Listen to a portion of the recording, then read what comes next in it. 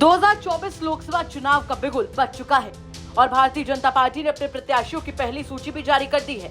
BJP की पहली list में उत्तर प्रदेश के कुल 51 लोकसभा सीटों से प्रत्याशियों की घोषणा हुई है, जिसमें प्रधानमंत्री नरेंद्र मोदी के संसदीय क्षेत्र वाराणसी से सटा हुआ चंदौली लोकसभा सीट भी शामिल है। भारतीय जनता पार्टी ने यहां से सांसद और केंद्रीय मंत्री डॉक्टर महेंद्र नाथ पांडे पर तीसरी बार भरोसा जताया है और उन्हें अपना प्रत्याशी बनाया है। इससे पहले डॉक्टर महेंद्र नाथ पांडे 2014 और 2019 में चंदौली लोकसभा सीट पर जीत हासिल करके इस बार हैट्रिक लगाने के लिए मैदान में उतरेंगे। आइए जानते हैं डॉक्टर महेंद्र नाथ पांडे कौन है, जिन पर भारतीय जनता पार्टी ने तीसरी बार भरोसा जताया है। डॉक्टर महेंद्र नाथ पांडे मूल रूप से गाजीपुर के रहने वाले हैं। इनका जन्म 15 अक्टूबर 1957 में गाजीपुर के पक्खनपुर गाँव में हुआ था। इन्होंने काशी हिंदू विश्वविद्यालय से हिंदी में PhD की है। साथ ही डॉक्टर महेंद्र नाथ पांडे ने जर्नलिज्म में पोस्ट ग्रेजुएशन भी किया है। 1973 में ये बनारस के CM एंग्लो बंगाली कॉलेज के छात्र संघ के अध्यक्ष रहे। इसके बाद BHU में पढ़ाई के दौरान छात्र संघ में जनरल सेक्रेटरी भी रहे। डॉक्टर महेंद्र नाथ पांडे इमरजेंसी के दौरान 5 महीनों तक जेल में भी बंद रहे। 1978 में इन्होंने राष्ट्रीय स्वयंसेवक संघ ज्वाइन किया। बाद में ये राम जन्मभूमि आंदोलन से भी जुड़े।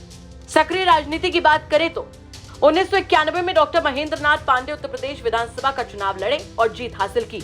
इसके बाद 1996 में इन्होंने विधानसभा का चुनाव लड़ा और जीते। इस दौरान कल्याण सिंह की सरकार में डॉक्टर महेंद्र नाथ पांडे को राज्य मंत्री बनाया गया और अगली सरकार में इन्होंने पंचायती राज विभाग का भी मंत्रालय संभाला।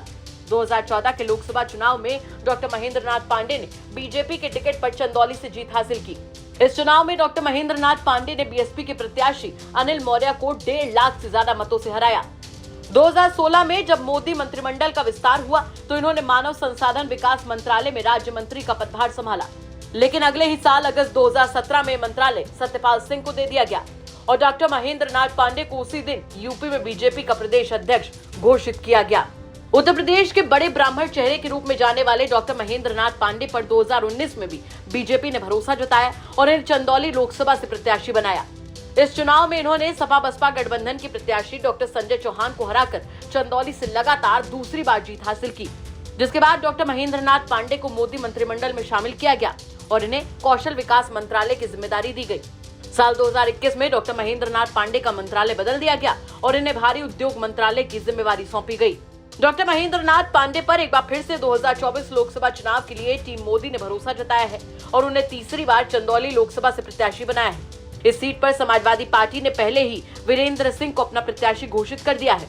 खास बात यह है कि हाल ही में चंदौली की रहने वाली साधना सिंह को भी भाजपा ने राज्यसभा भेजा है। इससे पहले चंदौली की रहने वाली दर्शना सिंह भी राज्यसभा की सदस्य है। चंदौली से चुनावी मैदान में उतारे जाने के बाद इस लोकसभा की लड़ाई काफी ज्यादा दिलचस्प होने के आसार नजर आ रहे हैं। हालांकि डॉक्टर महेंद्र नाथ पांडे दावा कर रहे हैं कि उनके सामने कोई भी प्रत्याशी चुनौती नहीं दे रहा है। फिलहाल आने वाला वक्त बताएगा कि महेंद्र नाथ पांडे पर भरोसा जताना बीजेपी के लिए कितना सही था, कितना गलत। चंदौली से उदय गुप्ता के साथ ब्यूरो रिपोर्ट, यूपी तक।